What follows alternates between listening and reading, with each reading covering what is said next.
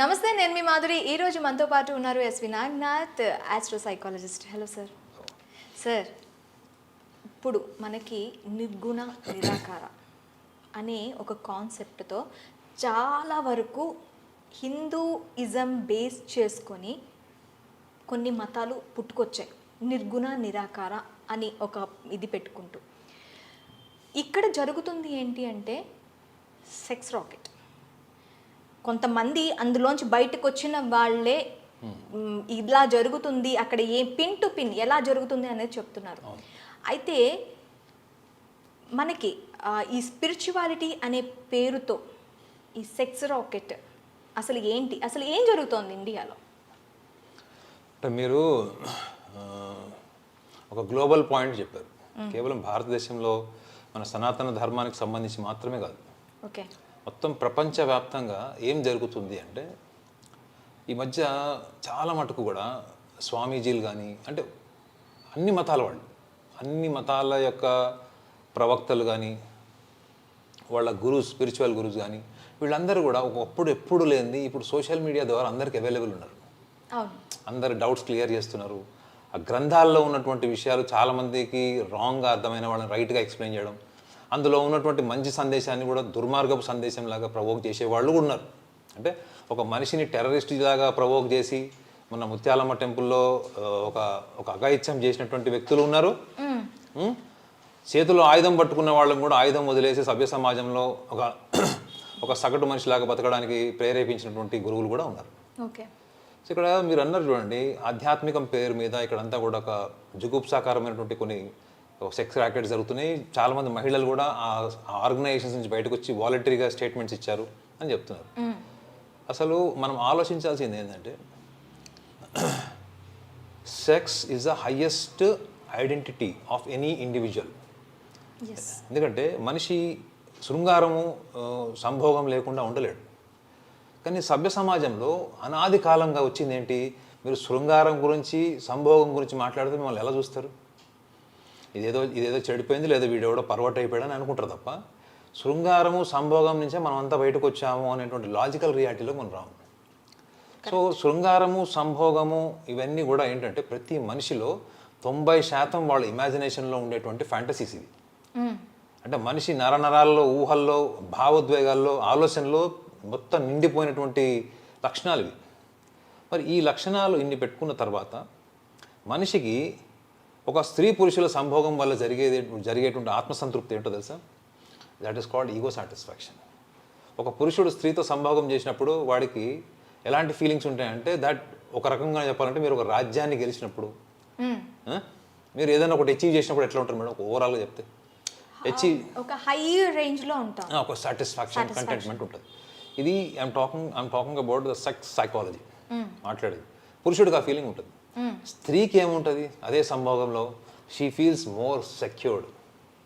ఎందుకంటే ఏ స్త్రీ కూడా, ఒక వేశ్య కాకుండా ఏ స్త్రీ కూడా ఒక పురుషుడి దగ్గర తన శరీరాన్ని కానీ తన యొక్క భావోద్వేగాల్ని పంచుకోవడం, అనుభూతి పొందడం చేయదు. Unless she loves him, she is deeply involved. ఒకవేళ అలా లేదు అనుకుంటే మాత్రం అది వ్యభిచార వృత్తి కిందకి వస్తుంది. అది ఒకటి there only money and muscle matter. Okay, so ఇక్కడ మనం మెయిన్ లాజిక్ ఏంటంటే ఈ ఈగో సాటిస్ఫాక్షన్ ఎన్విరాన్మెంట్లో చాలామంది మగవాళ్ళు, ఆడవాళ్ళు ఈ సంసార జీవితం వద్దు, ఈ భావబంధాలు వద్దు. మళ్ళీ అక్కడ ఏంటి పైకి చెప్పుకునేటువంటి విషయాలు ఏంటి? అరే మనకు సంసారం వద్దు, ఇవ్వద్దు, ఇది క్షణికావేశము, క్షణికానందము, దీనివల్ల ఏమి రాదు జీవితంలో, అనవసరంగా ఇదంతా ఎందుకు అనేటువంటి ఈగో సాటిస్ఫాక్షన్ ఒక షార్ట్ డ్యూరేషన్ ఉంటుంది మేడం. మేబీ ఒక్కొక్కసారి ఒక రోజు ఉండొచ్చు, 6 నెలలు ఉండొచ్చు, సంవత్సరం కూడా ఉండొచ్చు. అర్థమైందా? సో ఈ ఈగో సాటిస్ఫాక్షన్ కోసము మనుషులు ఏం చేస్తారంటే ఆ క్షణికావేశంలో భావోద్వేగాలు దెబ్బతిని బాగా లోన్లీగా ఫీల్ అయిపోయి, ఐసోలేటెడ్ అయిపోయి, సాలిట్యూడ్ అయిపోయి వాళ్ళు ఏం చేస్తారు, ఆ టైంలో వాళ్ళకు నచ్చినటువంటి గురువులు లేదా వాళ్ళకి నచ్చినటువంటి మత ప్రవచకుల దగ్గర పోతారు. ఇక్కడ ఇప్పుడు నేను డైరెక్ట్గా చెప్పేస్తున్నాను, నా దగ్గరికి వచ్చిన కంటెంట్ బ్రహ్మకుమారీస్లో ఎలా ఉంది అంటే హైలీ మంచి స్టేటస్లో ఉన్న ఫ్యామిలీస్ వెళ్ళి అందులో కలిసిపోవటం, వైఫ్ అండ్ హస్బెండ్ వెళ్ళిపోవటం, అక్కడికి వెళ్ళి వాళ్ళు కలిసిన తర్వాత డివోర్సులు తీసుకుంటారు, ఏం తీసుకుంటారో తెలీదు, వాళ్ళిద్దరూ అక్క అన్న తమ్ముడు ఈ సోదర సోదరి బంధాలు అండ్ మళ్ళీ వీళ్ళే వాళ్ళకి వాళ్ళ దగ్గర ఉన్న ఆస్తులు ఏవైతే ఉంటాయో ఆ ఆస్తుల్ని కూడా వాళ్ళ పేరిట రాసేయటం, ఇవన్నీ మీడియాలో వస్తున్న కథనాలు ఇవన్నీ కూడాను. దీన్ని ఎలా చూడాలి అంటారు? అంటే ఏంటి కంప్లీట్గా నేను అక్కడికే వస్తున్న పాయింట్, ఎప్పుడైతే మన సమాజము మనలో ఉన్నటువంటి భావరూపంలో అంటే మన ఎమోషనల్ ఫామ్లో ఉన్నటువంటి feelings towards the opposite sex, opposite gender, ఈ స్థాయి దాటకుండా, ఈ స్థాయి మీద మీకు బ్యాలెన్స్ రాకుండా, మీరు కళ్ళు మూసుకొని తపస్సు చేసినా, మీరు బోర్లా పడుకొని ప్రార్థన చేసినా, ఆకాశం వైపు చేతులు పెట్టినా, అది కొంత తాత్కాలిక పరంగా మీ మనసు మీద మీకు ఉన్నటువంటి నియంత్రణ ఆలోచన మీద మాత్రమే ఆ యొక్క డిసిప్లిన్ నిలబడుతుంది. ఆ డిసిప్లిన్ నిలబడుతుంది. కానీ మీకు మళ్ళీ ఎన్విరాన్మెంట్ కూడా ఒక ఫ్యాక్టర్ కదా. మీ చుట్టుపక్కల ఎటువంటి వ్యక్తులు ఉన్నారు, ఎటువంటి అలవాట్లు ఉన్నాయి, ఎటువంటి వ్యక్తులతో మీరు రోజు మాట్లాడుతున్నారు, వాళ్ళు మీకు ఏ రకంగా మీకు వాళ్ళు రెసిప్రోకేట్ అవుతున్నారు, ఇవన్నీ కూడా మళ్ళీ మనసులో ఉన్నటువంటి నిగ్రహం, మనసు మీద ఉన్నటువంటి నిగ్రహాన్ని దెబ్బతీయడానికి గ్యారెంటీ లేదు. అందుకే చూడండి, చాలా చాలా గొప్ప గొప్ప స్పిరిచువల్ గురువుస్ కూడా ఇప్పుడు జైల్లో ఉన్నారు. అవునా కదా? ఎంత పెద్ద ప్రపంచాన్ని శాసించినటువంటి వాళ్ళు, ప్రపంచానికి గురువులాగా ఉన్న వాళ్ళు కూడా చాలామంది క్రైమ్ చేసి చాలా రకరకాల సమస్యలతో కూడా జైల్లో ఉన్నారు. సో ఇందులో మీరు అర్థం చేసుకోవాల్సింది ఏంటంటే, ఇప్పుడు మీరు బ్రహ్మకుమారి గురించి కూడా చెప్తున్నారు, ఒక వాలంటరీ బయటకు వచ్చి అన్ని విషయాలు చెప్పారు. నా లాజిక్ ఏంటంటే, 10 సంవత్సరాలు వాడుకున్నారు, నాలాంటి వాళ్ళని చాలామంది వాడుకున్నారు, వాళ్ళకి మోస్ట్ ధీరంగానే తీసుకెళ్ళి మాకు కొన్ని రెస్పాన్సిబిలిటీస్ అంటగట్టారు. Why? Because we became old, we became senile. Now there is no longer pleasure that he can accumulate from us, because the saturation, biological saturation was over. But నా క్వశ్చన్ ఏంటంటే, మీరు అది 10 ఏళ్ల తర్వాత ఎందుకు చెప్తున్నారు? ఈ 10 ఏళ్లలో మీరు ఒక ఆశ్రమ జీవితంకు ఈ సమాజం నుంచి దూరంకి వెళ్ళిపోవడానికి మిమ్మల్ని ప్రేరేపించినటువంటి పరిస్థితులు ఏంటి? భార్యాభర్తల సమస్యలా, గొడవలా? మీకు ఒక సినిమా ఉంది చూడండి, దేశముద్ర అని ఒక సినిమా ఉంటుంది.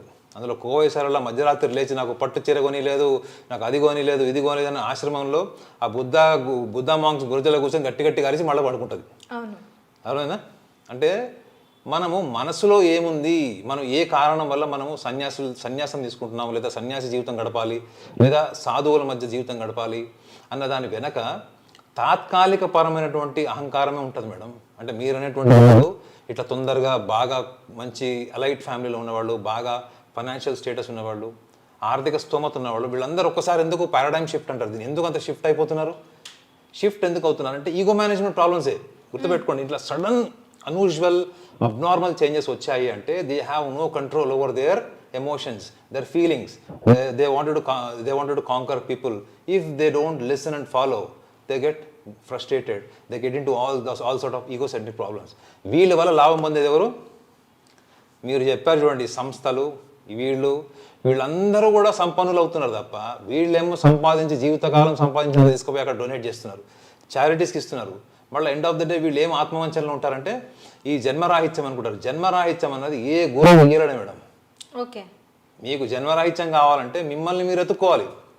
You have to search within, you have to travel within. ప్రపంచంలో కాలము మీకు ఏదో ఒక రకమైనటువంటి అనర్థము, అస్థిరత్వము, మానసిక పరమ శోభ. ఎందుకంటే మీరున్నట్టు మీ పక్కన ఉన్నాడు కదా. ఏ వ్యక్తి కూడా ఇంకొక వ్యక్తి గురించి ఎక్కువగా ఎంపతైజ్ చేయడు. మీ హస్బెండ్ కావచ్చు, మీ పిల్లలు కూడా కావచ్చు, కొంత ఎంపతి క్యారీ చేస్తారు. కానీ if you expect more people to pay attention, respect, regard in the way you want, it is highly impossible.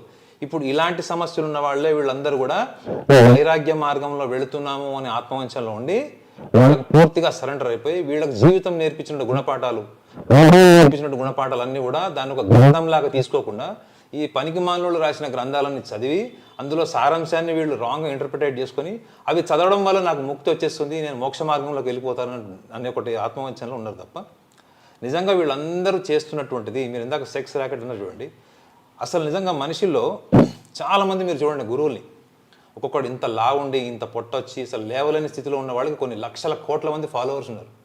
వాడు రోజు కూర్చొని ప్రవచనాల్లో, లేకపోతే వాడు ప్రీచింగో, లేకపోతే వాడు మతాచారమైనటువంటి విషయాలు చెప్పడం వల్ల వాళ్ళ శరీరంలో ఎంత వెయిట్ పెరిగిపోయింది. వాడు అదే పని అక్కడ రోజు అన్ని గంటలు కూర్చొని వేస్ట్ చేయడం కంటే వాడు వాకింగ్కో లేకపోతే జాగింగ్కో జిమ్కో ఎక్కడికో వెళ్ళి వాడిని వాడు ఫిట్ పెట్టుకోవచ్చు కదా. వాడి శరీరంలో తిన్నదే అరగదు వాడికి. వాడు జనాలకి జీవితం గురించి, మోక్షం గురించి, పరమాత్ముడి గురించి, సూపర్ కాన్షియస్ గురించి చెప్తుంటాడు. నిజంగా చూడ్డానికి ఎంత హారబుల్గా ఉంది అది. సో జనాల్లోనే ఒక రకమైనటువంటి మనిషి అంటే ఇంకొక మనిషికి పడకపోవడం, మనిషి అంటే ఇంకొక మనిషిని ఓర్వలేకపోవడం, అవతల వాళ్ళ సక్సెస్ని స్వీకరించలేకపోవడం, నాకు ప్రేమ దక్కలేదు, నన్ను ఎవడు గుర్తించట్లేదు అని ఒక మైండ్ సెట్కి వచ్చారు. ఫైనల్గా ఏంటంటే I'm been neglected, I'm not been loved. నన్ను ఎవడు ప్రేమించట్లేదు, నన్ను ఎవడు పట్టించుకోవట్లేదు. ఈ రెండు అండర్లైన్ సైకలాజికల్ ఫ్యాక్టర్స్ వల్లనే ఇప్పుడు ఈ డైవర్షన్ వచ్చింది. ఈ డైవర్షన్ రెడీగా ఉంది కాబట్టి వాళ్ళు ఆల్రెడీ అక్కడ డెస్టినీ క్రియేట్ చేసి పెట్టారు. డైవర్షన్ జర్నీ అంతా కూడా అక్కడికి వెళ్తుంది. ఎక్కడికి? మీరు చెప్పినటువంటి స్పిరిచువల్ డెసెప్టివ్ వెళ్తుంది. లాభపడేది ఎవరు? వాళ్ళు. That's all. Yeah, okay.